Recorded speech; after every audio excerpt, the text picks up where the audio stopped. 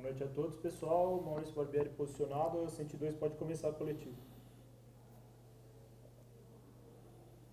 Tá certo, Barbieri, boa noite. Queria que você falasse, até pelo número, proximidade entre as partidas, desgaste físico. Hoje você trouxe menos jogadores nessa semifinal. Como você analisa a situação do Bragantino em campo hoje, dando essa oportunidade a jogadores que não atuam com tanta frequência? E se me permite, Barbieri, uma segunda pergunta, o que você pode falar do Paulinho, que está treinando as semanas com vocês e tenta essa liberação do futebol chinês para poder ser emprestado ao Bragantino? Boa noite, Diego. A gente tentou colocar a melhor equipe que tinha condições de jogar, a gente já falou sobre isso anteriormente, né? E eu acho que talvez tenha existido alguma confusão em alguns momentos, não por parte de vocês, claro, mas talvez até do torcedor um pouco mais desapercebido. O clube tem o compromisso de trazer esses jovens em potencial e desenvolvê-los para que no médio e longo prazo eles possam dar o retorno, né? É claro que a gente precisa ser competitivo sempre, mas a ideia é essa, é desenvolvê-los e faz parte desse processo de desenvolvimento colocar eles para jogar assim que existe a oportunidade em função de calendário, pandemia, pouco tempo de recuperação.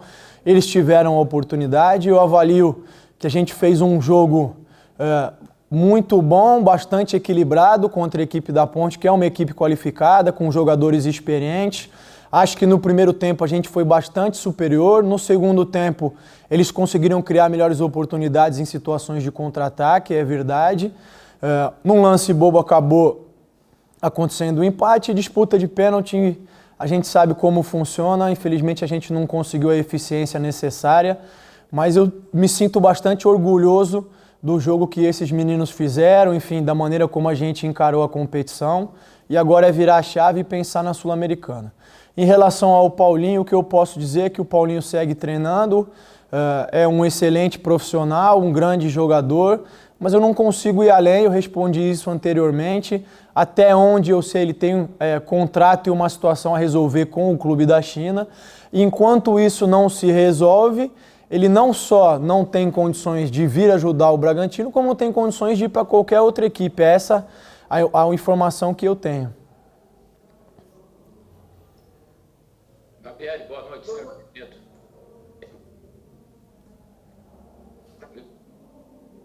Tá travando o seu áudio, Loureiro. Vai lá, Bruno. Ô, Barbieri, boa noite. Grupo da equipe Futebol Total. Você tem um jogo importantíssimo contra o Talleres na Argentina.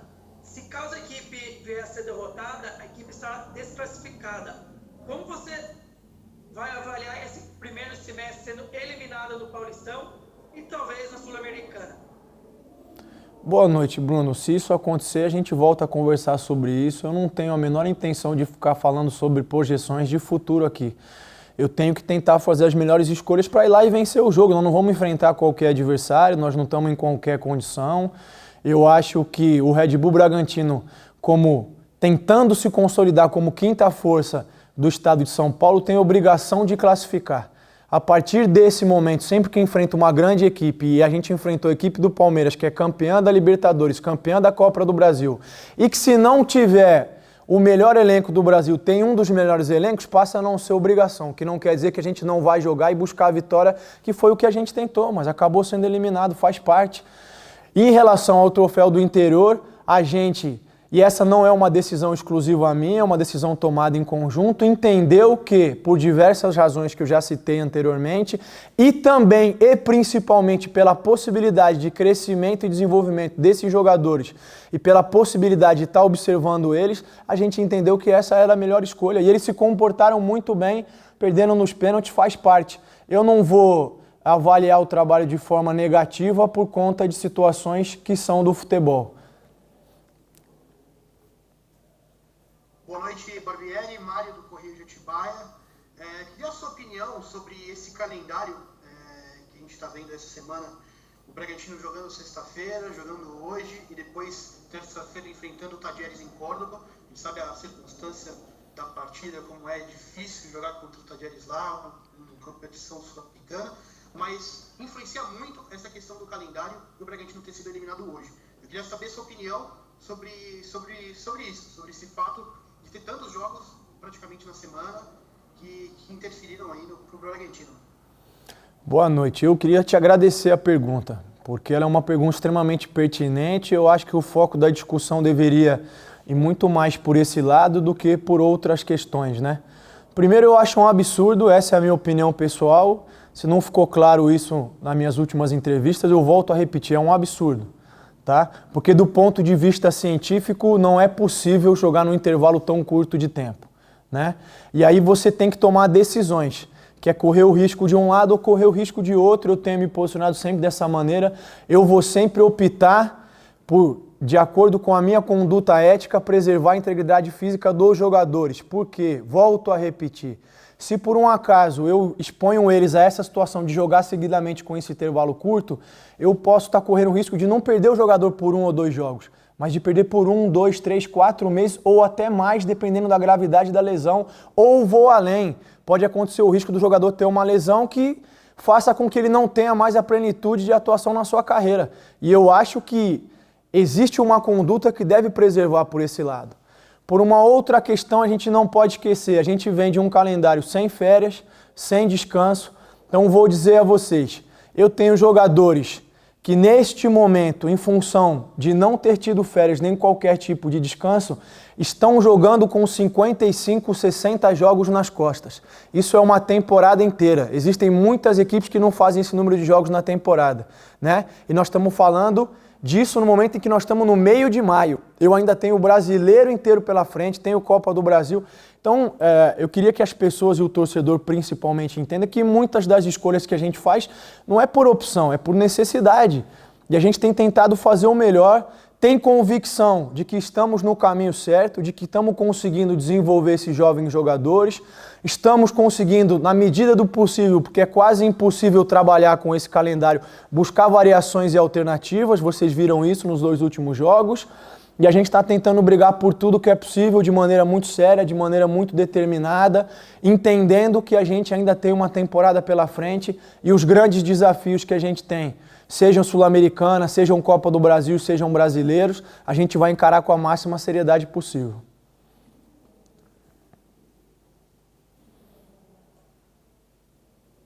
Angelito, pode fazer a sua. Barbieri, aproveitar aí o gancho, então.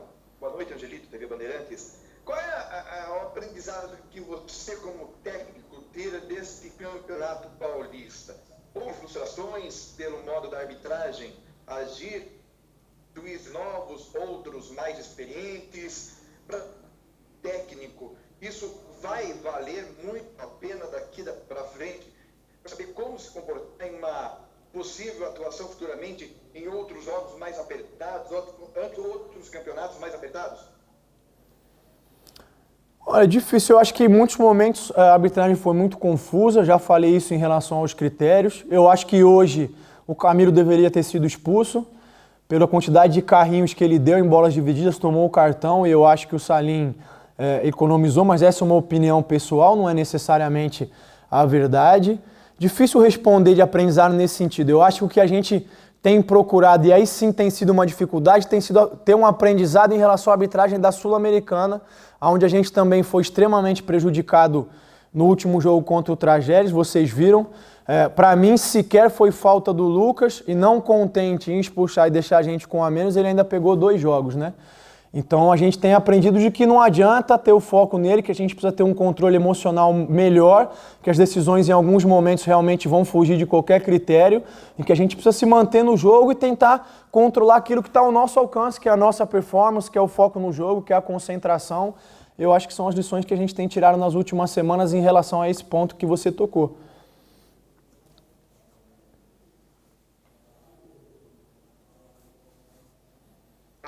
Da 102 FM, boa noite, prazer estar falando com você mais uma vez. Eu queria que você falasse de 2 assuntos, se você me permite. O primeiro no meio de campo da equipe do Bragantino. Como é que foi a definição para a escalação do Luan Cândido como volante? Você decidiu utilizá-lo com base no que você viu nos treinamentos ou já tinha outras referências do Luan Cândido, eventualmente em categorias de base, atuando nessa função. E ainda falando do meio de campo, se você puder dar um parecer.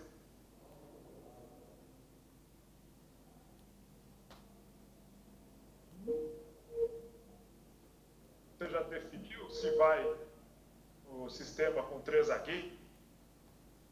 Peraí, só um minuto, pessoal, que a internet acabou cortando o som de vocês. Um segundo que eu vou tentar resolver aqui. Peraí.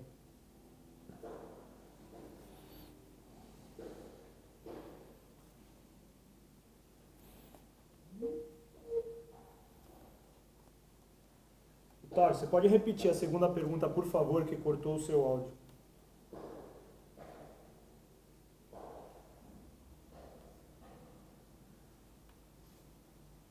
Repórter, aliás, sempre repórter, né? Hoje comentarista, mas uma Sempre vez repórter, repórter. sempre repórter. Thor, você pode, por favor, repetir a segunda pergunta? O seu áudio cortou aqui. Ok, Lucas, obrigado. Vamos estabelecer, então, o contato aí, a pergunta. Na verdade, eram 2 perguntas, Barbieri. Boa noite. A primeira, a respeito do meio de campo da equipe do Bragantino, né? Como é que foi a definição do Luan Cândido atuando nessa função, e que é o lateral esquerdo? Se a definição partiu do que você viu nos treinamentos, ou se já havia outras referências do Luan Cândido atuando nessa função, eventualmente nas categorias de base. E ainda no meio de campo, qual a posição que você tem do departamento médico em relação ao Raul, se há alguma previsão? E a segunda questão é com relação à Copa Sul-Americana. Você já definiu se mantém o sistema com 3 zagueiros ou se retorna com 3 atacantes nessa competição? Boa noite, Tarso. Prazer falar com você. Eu vou tentar responder todas elas aí. Se faltar alguma coisa, por favor, peço que vocês me deem um toque aí. Primeiro, em relação ao Luan, o Luan a gente já tinha, há um tempo atrás, treinado ele como essa opção de volante, né, e ele tinha feito bons treinos. Na verdade, a gente precisou, por necessidade, colocar ele contra o Botafogo lá, e eu avaliei que ele foi muito bem. Hoje também, apesar dele ter ido bem contra o Botafogo e ter feito um grande jogo hoje, na minha opinião, nessa posição, eu também tive que fazer essa opção por necessidade, não por escolha minha. Né, o Lucas tinha pouco tempo de recuperação, então o que me foi passado em relação à parte física é que o Lucas poderia suportar ali 30 minutos, talvez um pouco mais, até por isso ele entra mais ou menos com essa minutagem no final do jogo. E eu não tinha como começar com o Hiller em função de questões contratuais aí de renovação, eu não poderia começar com ele, então quem eu tinha era o Luan. Eu acho que ele fez um bom jogo, aliás, muito bom jogo nessa posição, e acredito que é uma peça que a gente ganha nesse sentido também.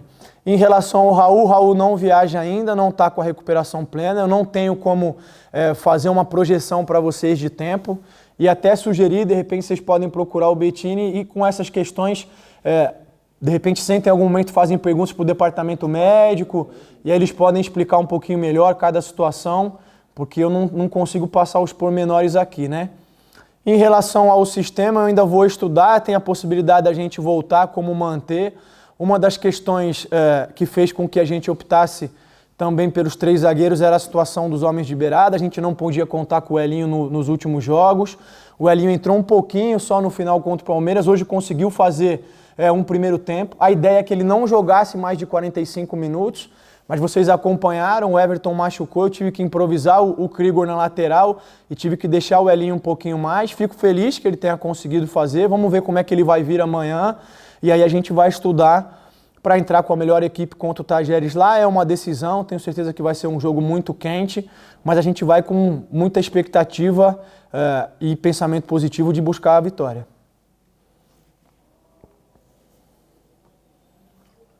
Vamos lá, Barbieri, Sérgio Loureiro, boa noite. O que eu queria saber, né, primeiro colocar, né, que a gente passou aqui para o torcedor fica naquela achando que o time decepcionou isso, aquilo, e acho que o Red Bull Bragantino tinha a obrigação de se classificar. Classificou, foi eliminado nas quartas para o time que é finalista, como você colocou. Eu acho que desempenhou o papel dele, o troféu do interior aí nessa maratona de jogos, eu acho que não dá nem para levar muito em consideração. E você falou, jogou empatado, perdeu nos pênaltis. A minha pergunta é, na terça-feira, a decisão é para ambos. O Tajeres, diferente do Red Bull Bragantino, se ele ganhar os 2 jogos, ele está classificado. né? Porque ele chegaria a 11 e o Emelec só poderia no máximo chegar a 10. Red Bull Bragantino precisa ganhar os dois e torcer por um tropeço do Emelec. E daí vem a senhora Comebol e leva o jogo do Emelec para quarta-feira. Você acha que o Emelec pode ter alguma vantagem em já saber o resultado da terça? Isso é ruim, é um favorecimento ou não num momento como esse? Ô, Loredo, eu não sei se em relação à mudança se é um favorecimento. É claro que sabendo do resultado ele sabe o que tem que fazer, de alguma maneira isso o ajuda, né? Mas se a gente for analisar o campeonato como um todo, e aí isso nem tem a ver com a Conmebol, o Emelec teve vários jogos cancelados durante o campeonato equatoriano para ter o foco só na Sul-Americana, enquanto nós estamos enfrentando essa sequência que vocês estão vendo aí. Isso já é uma vantagem nítida, né?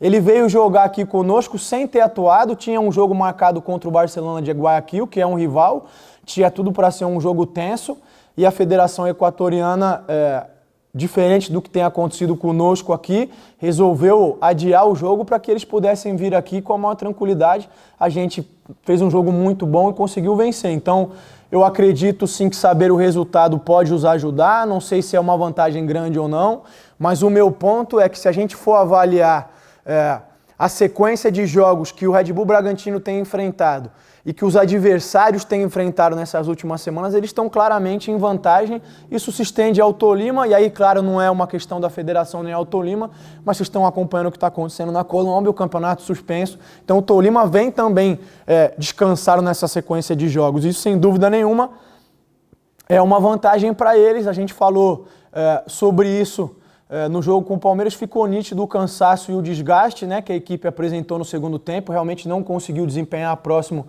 do que consegue, do ideal, até por isso a gente tentou preservar os jogadores nesses dias para tentar fazer um grande jogo na terça-feira contra o Tajeres.